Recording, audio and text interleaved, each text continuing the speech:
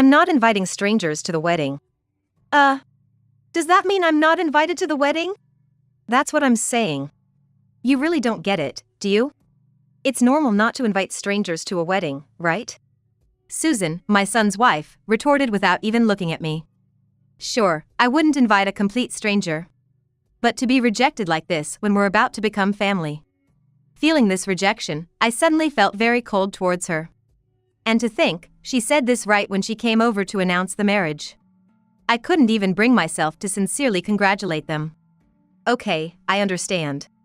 I won't attend the wedding, then. As long as you understand. That's that, then. What's with her? Anger welled up in me before I could even feel sad. If she's going to call me a stranger, then the same goes for everyone else. I wonder how she would feel if nobody showed up. My name is Karen, and I'm 60 years old. I've been married to my husband, John, for 30 years now. We originally worked at the same trading company and got married after a workplace romance. We have 2 sons, but there's a bit of a complicated situation there. I want to marry you, Karen, but I have a child already. I feel the same way. I want to marry you.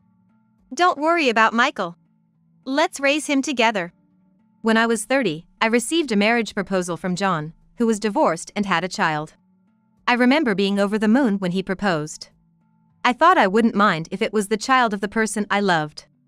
His child, Michael, was in the 2nd grade of elementary school at the time. He was shy, and at first, he didn't warm up to me at all. His aloof attitude frustrated me a bit, but that was because I was serious about being a mother to him. Is there anything you want to eat, Michael? No. Oh, okay. What about pizza or something? I don't care. That was the extent of our conversations. Well, it's understandable that he wouldn't accept a stranger as his mother right away. I decided I had to take my time and gradually build a relationship with him. When I married John, I resolved to cherish this child as my own son. I kept talking to him patiently, waiting for him to open up to me. Even though he sometimes looked annoyed, I didn't give up and kept interacting with him every day. Then, when he was in the 6th grade, my efforts finally paid off, and he started talking to me first. Mom, I'm hungry. Wait. What did you just say? I said I'm hungry. No, not that. Did you just call me something? I called you Mom, didn't I? Finally, my eldest son called me Mom. I'm glad I never gave up on connecting with them. The joy I felt was so overwhelming, I almost cried. And then, a year later, our younger son, David, was born. Michael, now a freshman in middle school and at an age where he'd usually want to play all the time, surprisingly didn't go out to play. Instead, he lovingly took care of David every day. Hey David, why are you so cute? He would say, as they grew up closely together. Despite their age difference and being only half-brothers, I never saw them fight. I'm sure they'll grow up to have a great relationship. As a mother, I looked forward to seeing my sons grow up. After graduating from college, Michael got a job at a major automobile manufacturer. I'm gonna live on my own. Oh, is that so? David will miss you. Well, it's your life. Living alone will be a good experience. Just make sure to come home sometimes, okay? Yeah, I know, he assured me. He always wanted to try living alone, and I didn't oppose it. However, the thought of Michael leaving home made me feel incredibly sad. I mentioned David at the moment, but perhaps I was the one who was most upset. Then came the day Michael left home. I'm off then. Bro, make sure you come back to visit. Don't be so dramatic. I'll come back now and then. Make sure you listen to Mom and Dad, okay? Michael comforted his crying brother. He had grown into such a caring big brother. Hearing their conversation made me feel like crying. Lately, I've been so tearful, maybe it's because of my age. Mom, take care of David and Dad for me. Leave it to me. And you, take care of yourself, all right? And if you have any trouble, call me right away, okay? Hearing my words, Michael smiled reassuringly and left our home. It felt strange not having Michael around, as he had always been with us. That evening, I even made dinner for the usual number of people, still not quite feeling the reality of his departure. It's so quiet without him. I felt a bit down, but I knew I couldn't stay sad forever. From the next day, I tried to get used to life without Michael, not forgetting him, but adapting. Time flies, and before I knew it, a year had passed since Michael started living on his own. I wonder how Michael is doing. If he's not calling, it probably means he's busy and enjoying life. I'm sure he's fine. He's right. Michael must be doing well. Worried about our eldest son who hadn't contacted us in a while and hadn't come home at all, I had shared my concerns with John, but his words had put me at ease. Then, about 3 years later, on a lazy weekend day, my phone suddenly rang. Who could it be on a holiday? Probably just a telemarketer. With a sigh, I picked up the phone, only to see Michael's name on the display. Hello. It's been so long. Are you doing well? Haven't been sick, have you? Are you eating properly? Don't bombard me with questions all at once. Oh no. I got carried away with my questions due to the surprise of hearing from him after such a long time. I'm fine, don't worry. But listen, there's someone I want to introduce to you. Someone to introduce. Could it be? I guessed from the slightly embarrassed tone in Michael's voice. That's a girlfriend, isn't it? Are you? Yeah. I'm thinking of getting married. I was taken aback to hear that Michael had a girlfriend. And was even talking about marriage. I was so surprised I almost dropped the phone, but at the same time, I felt a deep joy. Really? Congratulations! You finally found someone you want to marry. Yeah, that's right. And I was wondering if you're free next Sunday. I'm free. I'll tell your dad too. Thanks. I appreciate it. After hanging up, I immediately told John about Michael. Listen. Michael, he's... What's the matter? Calm down. I can't calm down. Michael's getting married. Really? Is that true? Why would I lie? It's all set. He's bringing her over next Sunday. Make sure you're free. Of course. Wow, it feels like a dream. Michael is getting married. John and I both ended up crying tears of joy.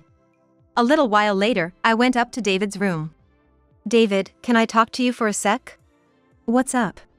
Your brother, he's getting married. What? David dropped his phone in shock. The news of Michael getting married must have been that surprising. I understood how he felt. He's bringing her over next week, so make sure you're free. Okay, I got it. I'm surprised, though. That jerk brother of mine, I thought he was just not coming home for a while, and now he's getting married. David's words were harsh, but his expression was gentle. He was now a college student and hadn't spoken to Michael in a long time. Still, his face showed that he still cared deeply for his brother. This fact alone made me very happy. Then came the day of the introduction. Wanting to make a good impression, the three of us, excluding Michael, decided to welcome them grandly. We arranged for high-end sushi delivery and famous desserts, things we'd never normally have at home. Everything was ready. As we were preparing, the doorbell rang. He's finally here. I've brought her. Okay, got it. I'll open the door now. When I opened the front door, there stood a charming woman. She looked almost like a doll. I almost blurted out how attractive she was. Nice to meet you. I'm Karen, Michael's mother. I greeted her. Let me introduce her. This is Susan, my girlfriend. We're planning to get married. Nice to meet you. After exchanging greetings at the doorstep, we moved into the living room. My husband and David were stiff as statues. John addressed them. Dad, David, you're too tense. I introduced her to Mom earlier, but let me do it again. This is Susan, my girlfriend. Please, get along with her? She's cute. You're marrying such a beautiful woman. Am I dreaming? You're all so funny. I'm Susan. Please, take care of me from now on. Her presence immediately lightened the mood. My husband and David gradually relaxed as we chatted and shared a lavish meal. Oh, is it that late already? Time flies when you're having fun. It was already 6 p.m. Sorry for staying so late. No, it's totally fine. As I talked with Susan, my husband stood up, taking John and David to his room for a serious talk. Left alone in the living room. An awkward silence fell between Susan and me. What should I do? I need to start a conversation. So, when are you planning to have the wedding? Excuse me? Do you mind not speaking so casually to me? Huh? What? What does she mean? Just a moment ago, she was all smiles and now she's giving me cold stares and a curt attitude. Did I say something offensive? No, that can't be it. What's going on? I racked my brain, but couldn't recall saying anything rude. What do you mean by that? I asked her directly. And her reply was shocking. I might as well be clear about this. You're a stranger to me. So, please don't come to the wedding, okay? Huh? Michael told me, you know? He's his dad's son, not related by blood to you. That's true, but I've raised him as my own son, and I considered him my real child. I was furious. How could she say such things to someone she just met? I was so angry I almost lashed out. But Susan didn't stop there. I don't care about that. The fact that you're a stranger doesn't change. Oh, but we'll prepare a seat for the mother-in-law out of formality, so please make up some excuse to be absent, okay? To be rejected like this by someone who's about to become family. Hearing her words, I felt my enthusiasm drain away. Her brusque manner during what was supposed to be a happy occasion made it hard for me to feel celebratory. Fine, I'll do as she wishes. Understood.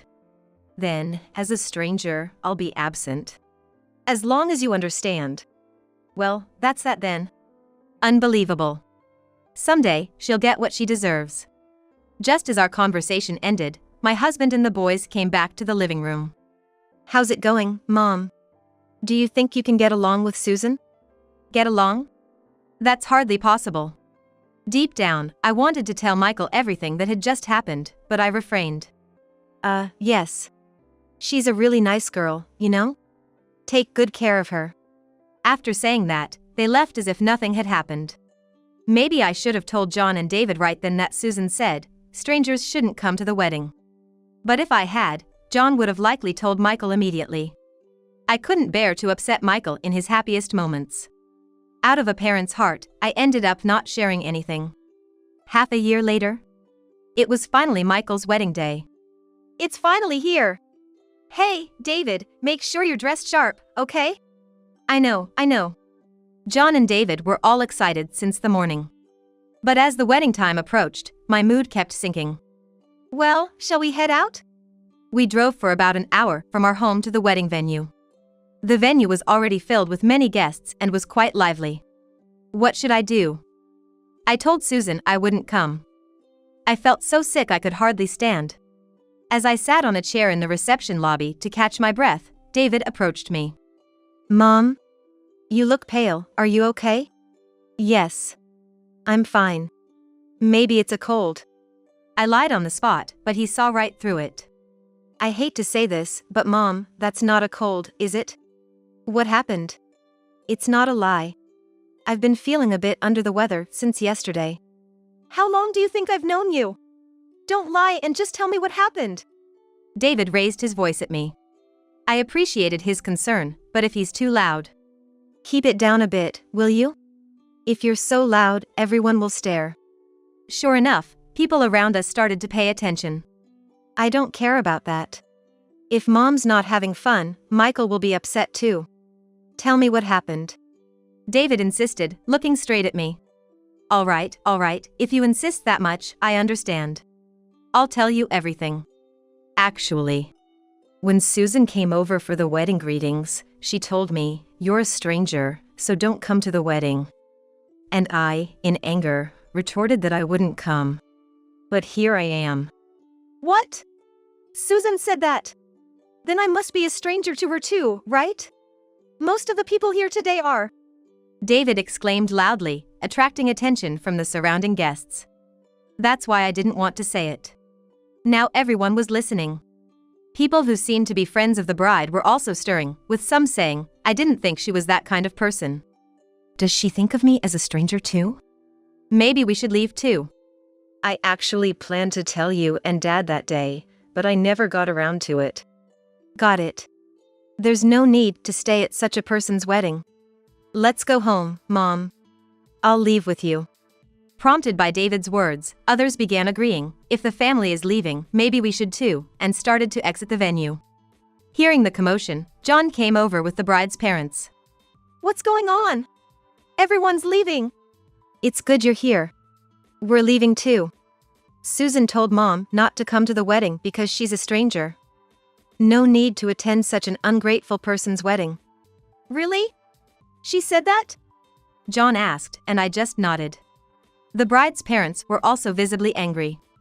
As we were talking, Michael and the bride came to see what was happening at the reception. What? Wait a minute. Why are you all leaving? Susan, the bride, turned red-faced and raised her voice as she saw her friends starting to leave the wedding venue. Well, it's all your fault, isn't it? Probably everyone there was thinking the same thing. And then, Susan noticed my presence. Why are you even here? Now that it had come to this, there was no going back. No choice. I'll just have to say it clearly. The sickness I felt earlier had vanished. Probably from seeing Susan. I felt a fiery anger burning inside me. Why am I here? I'm family, so it's natural to come to the wedding. But I did struggle with whether to come today since you told me not to. But don't worry, I've decided to leave. Strangers aren't needed at your wedding, right? As I spoke sarcastically to Susan, voices of support for me could be heard, so it was true after all. Susan really said such awful things to her mother-in-law? Voices of support for me started to emerge, saying things like, "It's brave of you to even come under these circumstances." Wait. I didn't say that. Susan boldly lied right in front of the person she'd told. Can't she see everyone here is looking at her with pity? Don't you remember? I remember it very well. Do you want me to recount the whole conversation right here in front of your friends? That's, Susan, the bride, was becoming increasingly cornered. Her friends, parents, and even John and David were staring at her coldly. Meanwhile, Michael seemed unable to grasp what was happening. What's going on? I don't understand any of this. David then spoke up. Don't you get it? Mom was told by her to stay away from the wedding because she's a stranger. That happened on the day she came for the greetings. Michael, how do you feel about someone calling the person who raised you like her own stranger? Finally, Michael seemed to understand the situation. His expression turned from confusion to anger, and then he exploded at Susan. You said that? Are you kidding me? Mom raised me like her own son, even though I was a stepchild. And you treat her like a stranger and tell her not to come to the wedding. Cut it out. That's it. We're getting a divorce. Despite being newly registered as married last month, Michael declared divorce right in front of everyone. Wait, please, we have a wedding to do. If you're so keen on it, do it alone. Sorry, folks, but I can't stand by while my mother is insulted like this. Is it all right if we proceed with the divorce? I'll pay any necessary compensation, of course. Susan's parents said, "We don't need any compensation. If anything, we should be the ones paying." Susan, having lost all support, collapsed in her bridal gown. Serves her right. This is what happens when you pick and choose people for such a petty reason as being strangers. Well, there's no wedding happening now. I addressed everyone except Susan. I'm sorry for the inconvenience today, but the wedding is cancelled. Anyway, being treated as strangers, it's probably better if you didn't participate. Maybe you should reconsider your relationship with Susan. After all, she's someone who would drive away even her own family. Oops, sorry, that was a bit too much. I wish you all happiness in the future. Thank you for coming today. I wondered if I had gone too far, but the venue erupted into a standing ovation. Everyone seemed to agree with what I said. Amidst this, I approached the weeping Susan. There was something I absolutely had to say to her. How does it feel to have your life ruined by a stranger? You know, it's all because of the seeds you sowed yourself. Just so you know, Michael is a stranger to you too since you're not related by blood. From now on, be careful with your words. I'm leaving now.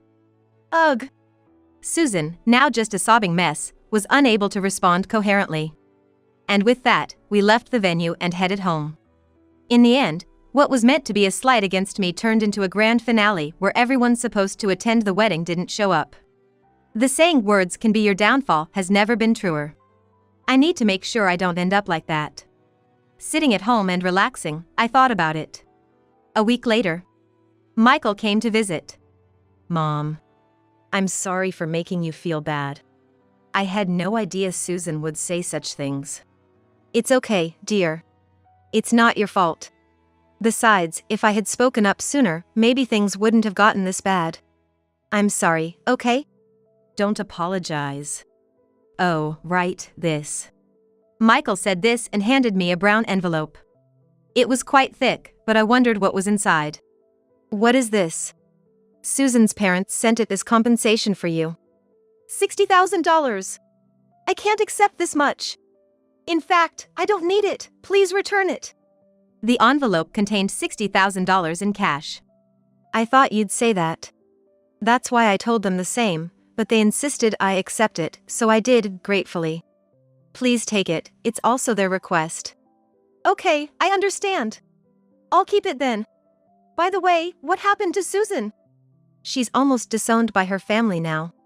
But, if she works hard and returns the $60,000, she's welcome back. Right now, she's working day and night, at a factory and a bar. Most of her friends have left her, and she seems full of regret, but it's too late now. Michael was right. It's too late to regret now. Michael continues to live alone, but unlike before, he comes home about once a month now. Each time he does, he and David go shopping together. It's heartwarming, almost like seeing them as kids again. Someday, Michael might remarry, and David might get married. I hope their closeness continues forever. That's what I deeply wish for.